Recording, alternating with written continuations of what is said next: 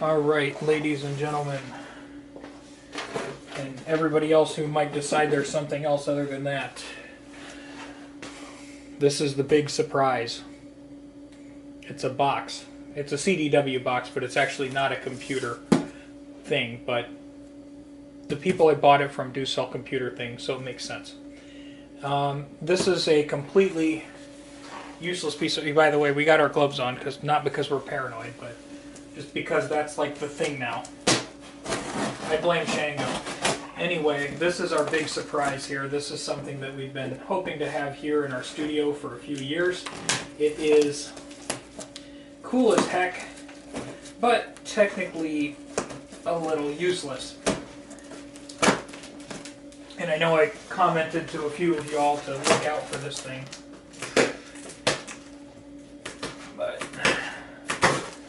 alright, there's the first part. I see lots of bubble wrap. Our friend Glass Monster says he hopes I have better fortune than Radio TV Phono Nut with packing and shipping. Okay. We have bubble wrap. We have a big foamy thing. Oh yeah, this box is plenty big, and there is at least 3 inches of packing material around our thing. That's good. Okay. So the latches seem to work. So let's take our thing out of the box by its handle. All right. It's a thing. Definitely is a thing. It is a thing that is made by Conn. And it doesn't look like it's been destroyed, but there's a little bit of shake up here. On the back, it looks like one of our little cover panels has jarred itself loose and is floating around in there. So we'll correct that. These panels I think were probably just glued on. But I don't see any foreign glass floating around in there or anything like that. So I think our shippers, tried really hard anyway. And like I say, I think these were just glued on to keep your fingers out because those are kind of loose right now. So maybe we'll take the back off and inspect to make sure all the tubes are in place, and then I'll show you what this thing is supposed to be. Okay, so it doesn't look like we're demolished. The rear panel, those covers were stapled on from the factory. And it doesn't look like we have any cracked tubes. We got a crooked tube here. But it doesn't look like it's gone to air or anything. And still, the cap still looks good. These tubes are original manufactured Conn tubes, and these are 2D21, which is a type of tube called a thyrotron. And then over here we have 6C4 12AX7, which would be under that cover. I bet that's like a vintage RCA. 6X4, which would be our rectifier, and 6AL5, maybe that little one. Okay, so it looks like we're not up against severe damage. So let's spin this around and take a look at the rest of it. We got, like I say, the rear panel, that was just tacked on with these itty bitty little clippy tacks. That's how it was done from the factory, so I'm assuming just the pressure of it sitting on the box may have dislodged those, but again, it doesn't look like we really got subjected to anything terrible as a result. Open the door, and we have a big tube-like thing. This should be able to be sat up. I wouldn't have thought it would have sat at that kind of angle, but it may very well.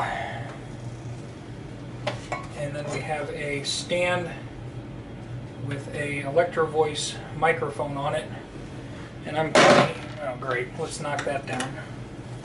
This should clip in here. Let's squeeze the clip closed so it actually can clip again. I might have to fix that with a plier.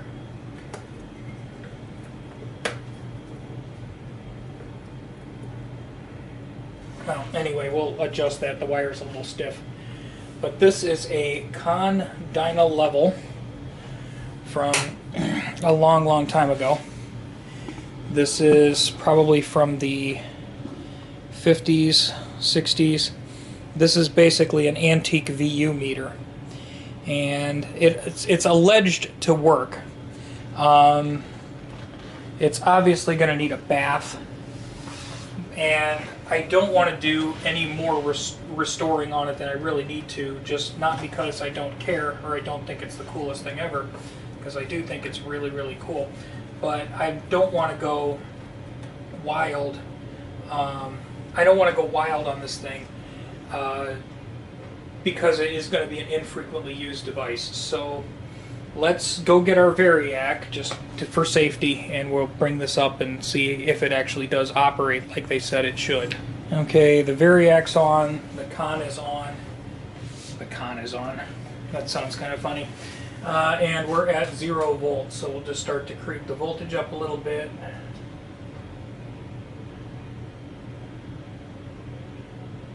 It's about 25 volts. Yeah, about 50 volts. Nothing too interesting there. It usually seems to start getting interesting when you get around maybe 65-ish. See, where are we now? We're at 70 volts. Yeah, we're starting to get our glow from our pilot light. Let me look at the tubes and see how they're doing.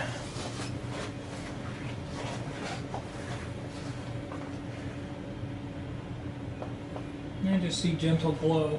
I don't see anything too catastrophic looking like it's going on. Oh, I just stuck my head in the shot. We'll have to edit that out, huh? No. We don't care.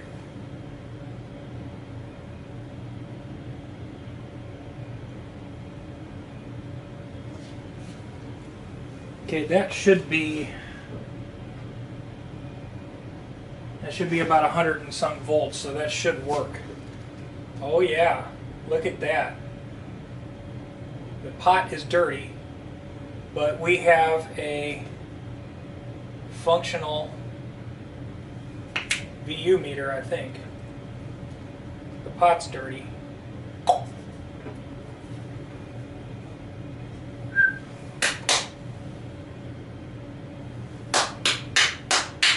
Oh yeah. It's working, people.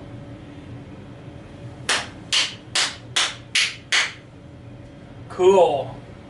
So apparently when I turn it all the way up to maximum, there's like enough hum there, or noise in the pot, but we can tell that's a dirty pot, but then see it's having trouble getting signal through because that pot's dirty. We find a good spot. This has the potential to work just fine. So cool. What are we at voltage wise? We're at about 100 volts. Let's go to 107 or 110. That should be about what this would expect from its original life. There's a full 110 right there. And we got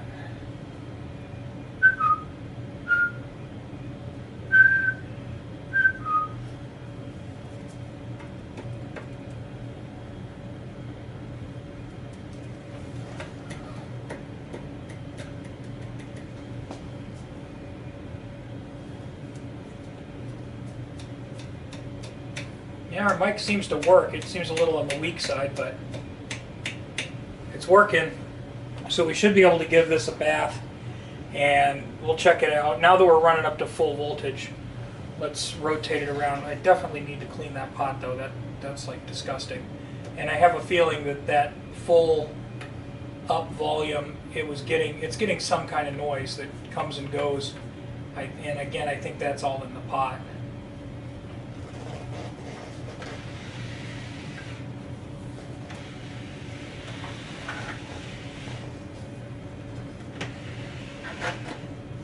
So there she is in all her glowing tubey glory. Got plenty of dust. We got our thyrotrons all glowing. Everything looks good, normal, kind of healthy. Our capacitor, ice cold. Hello, what are you doing? What is? Oh, that's my finger on the tip of the microphone jack. I think this microphone works, but I think it's weak. But if that's the case, that's okay. You know, we can deal with that. It's an old EV crystal microphone. It might be weak, but my finger on the tip there, that makes the noise. This capacitor is still cold, and this capacitor is cold, and the power transformer is cold. So we're in a very good way, I think. Our 6x4 rectifier tube looks a little bright, but it is running a lot of tubes. I don't see that it's necessarily like red plating and flaming out. That's all heater that we're looking at there. So at this point, I think that we're actually in pretty good shape, and we've got a working unit that is going to more or less need a bath and possibly, you know, like just cleaning the pot and adjusting the microphone. But I think we're actually in really, really good shape here. Because it is working, and it seems like the pot is just scratchy, and maybe the microphone's output is a little low. So I suppose I will start cleaning it up right now, and we'll have some fun with it. But yeah, it's pretty cool. All this really is it's just a simple preamp circuit that feeds the thyrotrons, which control, they're sort of like open and closed relay switches that tell, you know, what lights to go on and off. But that is super cool that all the lights are working. You know, it's a little beat up and dusty, and it's got, you know, cooties, but beyond that, I think we're in really cool shape. This is a super good find.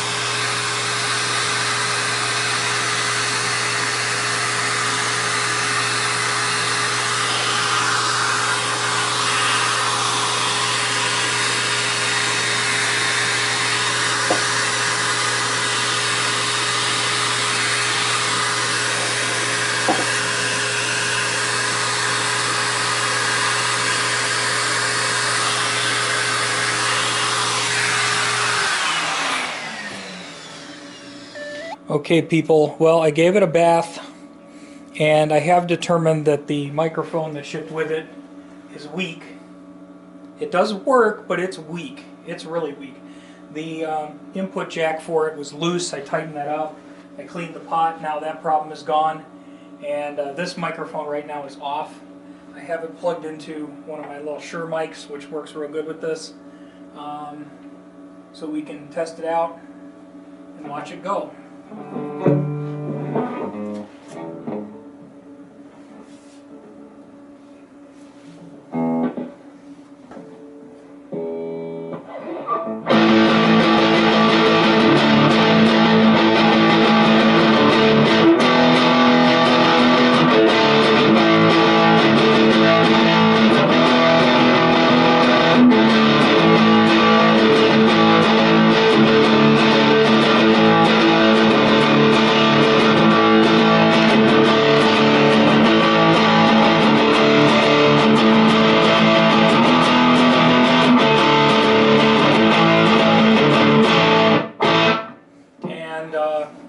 All of the lights do work, so if we turn up the sensitivity a little bit more, Get that top one.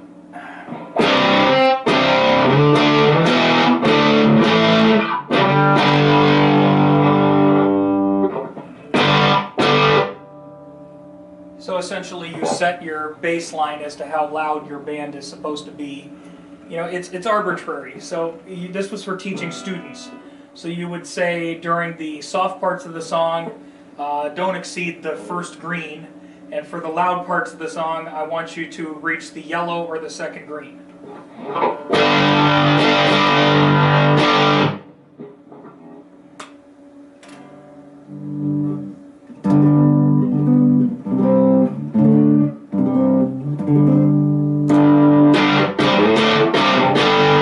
So that's it. It's basically just a glorified, big, giant, bright VU meter. It's kind of useless, but it's really, really cool, and it is sort of part of the trilogy of the Earl Kent inventions, the Stroboconn, the Strobotuner, and now the Dynalevel. The only one we don't have here is the Electro-Tuner, which is probably even less useful than this, but this one looks really, really cool, and that's why we had to have it here at our sound lab. So I'll probably tear into this microphone, get it working better, and you know, call it a win. Thanks for watching, and have a great day.